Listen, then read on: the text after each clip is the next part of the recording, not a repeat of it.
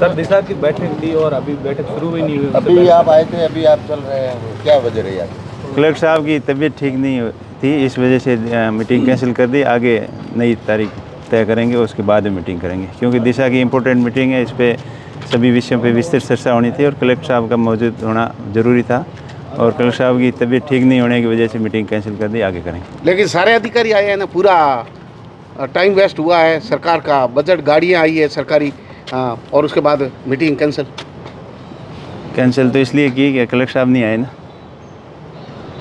तो ये पहले से पता था या एकदम नहीं, अचानक? पहले से कल तो डिसाइड था कि मीटिंग होनी है, और आज सुबह ही उनकी तबीयत ख़राब हुई। मुझे तो अभी पता चला है, नहीं तो पहले ही मना कर देते। कल पता होता तो कल ही मना कर देते, आगे करेंगे मीटिंग। एम साहब, ये मैसेज पहले ही आ चुका था या उसके बाद मैसेज आने के बाद, आप यहाँ आने के बाद आपको पता चला कि यहाँ पर कलेक्टर साहब और एसपी साहब मौजूद नहीं है? नहीं, मैसेज तो मेरे पास अभी रास्ते में था, तभी आया था कि मीटिंग कलेक्टर साहब की तबीयत ठीक नहीं है और मीटिंग आपको करनी है। तब मैंने बताया कलेक्टर साहब की तबीयत ठीक नहीं है, कलेक्टर साहब ठीक हो जाएगी तभी मीटिंग करेंगे।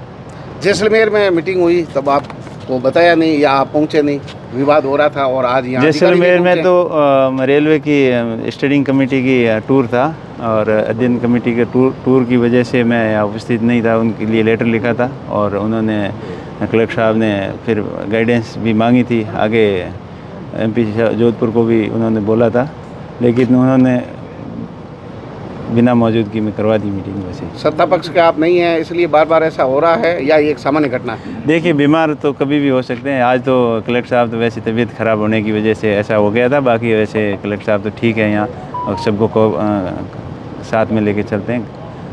कब मीटिंग आगे तय हुई है क्या? आगे कर लेंगे, अगले हफ्ते में कर लेंगे दोबारा। क्या कहना है?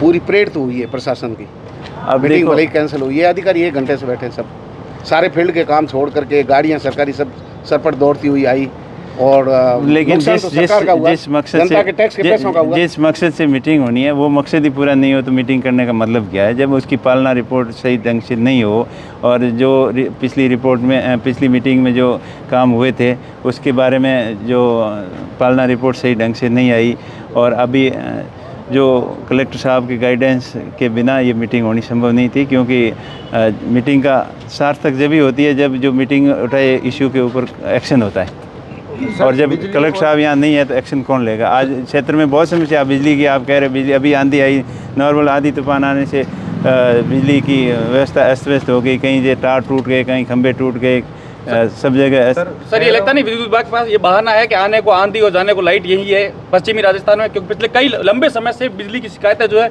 वो सब तक पहुंच रही है, लेकिन यहाँ पर बिजली के नाम पर शून्य नजर आ रहा है। बिल्कुल डिलाई बढ़ती जा रही है, अच्छी क्वालिटी के काम नहीं होने की वजह से। थोड़ा सा आंधी तूफान आने से खंभे पोल गिर जाते हैं और लोगों को तकलीफ में रहना पड़ता है, और अफसरों को बहाना मिल जाता है कि अभी आंधी आ गई, मौसम ख़राब हो गया, ट्रांसफार्मर जल गए, लाइन टूट गई। लेकिन सही ढंग से अगर मॉनिटरिंग करें और सही ढंग से काम करें तो लोगों को तकलीफ नहीं आए। पानी की भयंकर समस्या है। जेजेएम के अंदर भी बहुत ज़्यादा अनियमितताएँ हुई है, सही समय पर काम नहीं हुआ, सही प्लानिंग नहीं होने की वजह से लोगों को पानी पीने की बहुत किल्लत आई, और अभी इंद्र भगवान की मेहरबानी हुई तो थोड़ी बहुत लोगों को राहत मिली, लेकिन अभी भी जेजेएम के काम में बहुत ज़्यादा ढिलाई चल रही है। जहाँ काम हुए हैं वहाँ भी पानी नहीं आ रहा है, खाली कागजों के अंदर फॉर्मेलिटी ज़्यादा हुई है। सोलर प्लांट के मोरूडे बोल के रातों रात ही ये प्रकृति के साथ छेड़खानी का, खेजड़ी उजाड़ने का परिणाम है क्या? नहीं, ये अब प्राकृतिक जैसे विंड लोड के हिसाब से वो डिज़ाइन नहीं करेंगे, और हल्की क्वालिटी के स्ट्रक्चर में यूज़ लेंगे तो वो विंड के कैपेसिटी को वो झेल नहीं सके, इसलिए उड़ गए। उनके ऊपर तो प्राकृतिक क्या उसकी डिज़ाइन सही नहीं होने की वजह से उनको नुकसान हुआ है। सर पहलगाम हमले को लेकर आप क्या कहना चाहोगे? जो अभी जो है देखिए, ये बहुत ही बड़ी दुखद घटना है। सबसे पहले तो जो मारे गए वहाँ जो टूरिस्ट गए थे उनकी आत्मा को शांति मिले, यही प्रार्थना करते हैं, और पूरा देश उनके परिवार के साथ में, उनकी पूरे देश के लोगों की संवेदनाएं उनके साथ में है। और ये बहुत ही कायराना हमला है, और 20-25 साल बाद में ऐसा बड़ा आतंकवादी हमला हुआ जो आम लोगों को टारगेट किया, जिससे टूरिस्ट हैं, देश के आम लोग हैं, उनके ऊपर ये कायराना नीयत से जो लोगों के ऊपर कायराना हमला है और हम कड़ी से कड़ी शब्दों में निंदा करते हैं। और पूरा देश आज सरकार के साथ में है। विपक्ष हो चाहे सत्ता पक्ष हो, देश का प्रत्येक नागरिक सरकार के साथ में खड़ा है कि उनके खिलाफ सख्त से सख्त एक्शन ले और उनके खिलाफ कड़ी से कड़ी कार्रवाई करें, ताकि दोबारा ऐसी हरकत करने की हिम्मत नहीं रखे आतंकवादी सर, संगठन। हनुमान बेनीवाल धरने पर बैठे हैं इतने दिनों से, कह रहे हैं कि एसआई भर्ती को रद्द कर देना चाहिए। आप क्या कहेंगे कि एसआई भर्ती में कितना घपला हुआ है और कितने लोग इधर के भी प्रभावित हुए अपने इलाकों के? देखिए, ऐसा ही भर्ती के अंदर गड़बड़ियाँ हुई है, उसके खिलाफ जांच भी चल रही है। और इसी बीजेपी सरकार ने ही बोला था जब सत्ता चुनाव के टाइम कि जब हम सत्ता में आएंगे तो भर्ती रद्द कर देंगे, तो बड़े बड़े मगरमच्छों को पकड़ेंगे, ये करेंगे वो करेंगे। उनकी ये खाली खोखली बातें थी, उन्होंने कुछ एक्शन किया नहीं।